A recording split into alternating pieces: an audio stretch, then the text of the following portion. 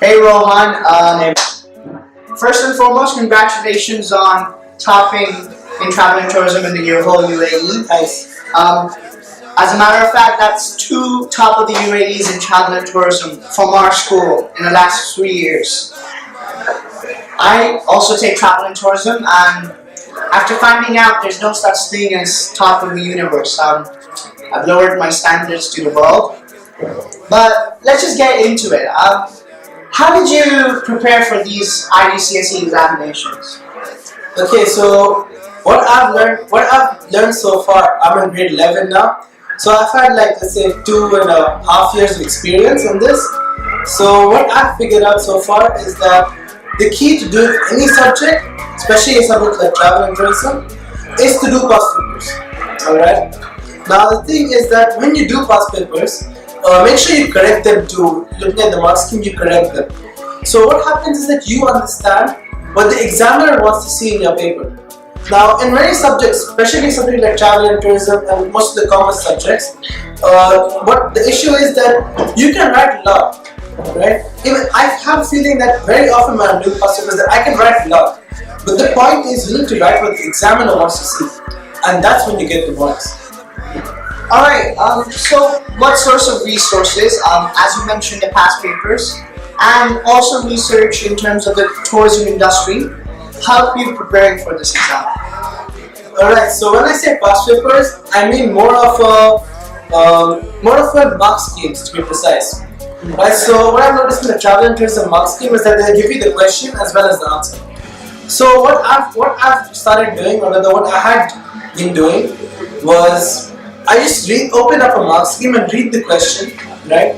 So now automatically I'm able to think what I would have given as my answer, right? So once I get that in my mind without writing it down, I just look at the points given, right? Points given on how to answer them. Let's say a guideline for the teachers, right? So now it's a guideline for the teachers to mark you. So it can always be a guideline to you on how to answer them. So I've been using these answers as a guideline for me to answer. So no matter what kind of question I get, I have an idea of which way to answer it. The content may be totally different, but the way of answering on these particular points that come into handy, and especially in travel and tourism, can be used many places. So that only comes when you read the mark schemes. Yeah, it's interesting you say that, because what I do myself when I'm solving past papers as homework is that I look at the paper, I look at the mark scheme first of all, and get to know what they want from me, what they expect me to say. Now, I won't necessarily write what's written in the mark scheme per se, but then I get the whole idea and the concept as to what they want from me, and it helps. And it probably when I'll be giving my exam in June, it will help me in knowing what is expected from me in the examination. Definitely, and I feel that's the way to do it. Now, talking more about your paper, how did you go about tackling the paper, keeping in mind the time restraint? Okay, so the paper 1, which most of it I've been doing so far, is for 2 hours. And so what I've managed to do is that each paper has question 1, A, B, C, D, E, they have parts, right? So what I've done, let's say if my paper has 4 questions, so now 2 hours is 120 minutes, right? 120 minutes. So divide 120 by the amount of questions you have, and not part questions, the entire question, right? So when you do that to get an amount, the sort of an average, that kind of slipped my mind right now, but I know you all can do it, good in maths. So once you do that, you get an idea of how long you need to spend on one question, right? Now it's up to you on how long you want to spend on part A, B, C, D, E, okay? That's up to you. That's up to how fast you write, how fast you think.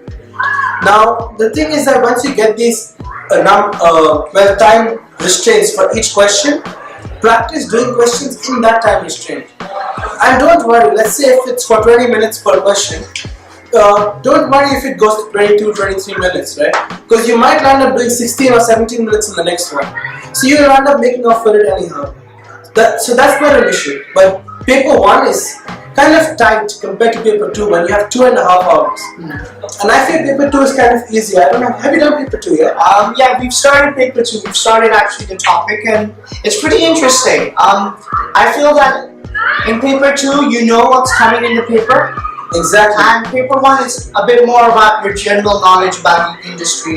Exactly. And paper 2 is more on marketing and business, it's unit 5 and 6. Yeah. So once you go through the chapter and you get familiar with the terms used and what they mean, it's really easy to answer questions in paper 2. So you definitely find paper 2 much easier than paper 1 in this case. So tell me, what are the small things, no pun intended, that have had a significant impact on your paper? Alright, so small things. Alright, so all of you have been doing English so far for these 2 years. So whatever skills you have learned in English and all the extended writing and everything, Try that life really, English. pretty much. Well, just use all the skills here.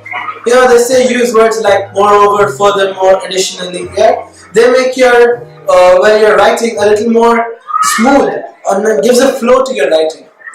And while writing, one more thing I've noticed is that in travel and tourism, a good thing to do is to identify your point and then explain it. So the examiner knows exactly what you mean and how you can put it in a technical term, let's say, and how you can explain it, that you know the meaning and relation of it to your question. Mm-hmm. For all of you doing business here, I know I do business too, so I know that there's some marks for application. You do business, right? Yes, I do business. Right, so you must be knowing about the marks for application available. Yeah. Right, so I think even though in travel and tourism we don't have such a thing as application, it's helpful when you use the case or relate to the case as much as possible.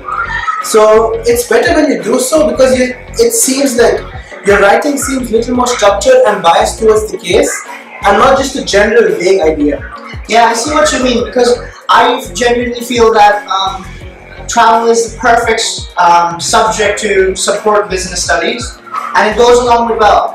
And coming back to what you talked about, the add-ons such as furthermore, moreover, and extending the sentence, it helps in giving the reader, like, because look, the examiner is going to be reading your sentence and for the first time, so you should write in a way and extend and explain the whole analysis which you've given in such a way that even if it's someone who is not a travel student can understand what you're trying to explain in terms of the question. Now, Good job. You understood it well. thanks. What are a few methods of answering, such as the language which we discussed and the structure of how we prepare for this paper? Alright, so structure is more of, okay, the way I got my structure is personally from my teacher actually. She's given us the way, I'm sure she's done for you test. She's given us the way of how to answer it. But also you, again I say, go back to your mark schemes and really important stuff like these. Because it tells you the way it needs to be answered. Right? For example, let's say a 9-mark question has a different way of answering compared to a 4-mark. Right? Yeah. So let's say a 9-mark question is the long one, we have the whole page. You guys will be familiar with it soon enough. So when you're doing such a question, you're usually going to be considering a few advantages or disadvantages, right? So when you're doing so, I think it would be advisable to list it in order. Let's say advantages, then disadvantages, and then a conclusion or your opinion on it. Right? If you're comparing a few things, make sure that you do them in order. Right? Don't mix them up. Don't make it into a what do I say, biryani.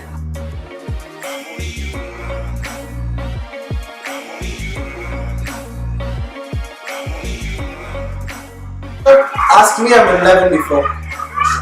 And I like how you said very And are there any tips from your side for getting these exceptional grades for students like myself who are taking the examination this year? Okay, so I kind of shared everything I knew right now, but well, for students, it's just that you need to focus on doing these things, right?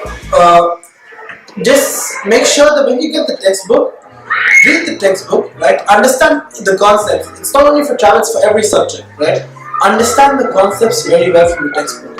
If you need help, you can always check online, YouTube, a bunch of sites. And textbook also has a lot of application in it. So once you get hang of the application, the way to answer it, then you can automatically, you'll be able to do it in your paper as well. And when you read mark schemes, you'll get more and more familiar with the way on how you think you're going to answer it. So by the time I was about to do my IGCSE examinations, I was pretty much, well, suppose I read the question, the mark scheme, I knew what the mark scheme is going to tell me. You were well acquainted with the paper. Yeah, I was well acquainted enough. Yeah. And well, it looks like you've understood the concept very well. And I hope all of you guys did too. And before you leave, do you give this credit as to the whole past papers and getting these awesome grades in a way to anyone accountable, such as your teacher, parents? Well, first of all, I'd like to give it to past papers, extreme papers for the win. Alright. Then obviously, my travel and tourism teacher, Miss Bina. Yeah. She teacher as well. Oh, then you're gonna get Thanks. Alright, so it's her because she taught me well what I know, and she's been able to tell me how to answer such questions. Then again, there are my parents. Right, my mother's been especially supportive because she used to work in the travel industry before, so she took a big interest in the subject with me. Yeah. So she was able to teach me that. My dad's interested in business, so he taught me the marketing issue. Alright. So, well, I've got a lot of support from my parents as well. And well, the fact that I have to keep my friends' hopes up, that's good enough. Alright, and are you looking to get top of the UAE or potentially top of the world in the rest of the 6 subjects which you're doing today? This year, sorry.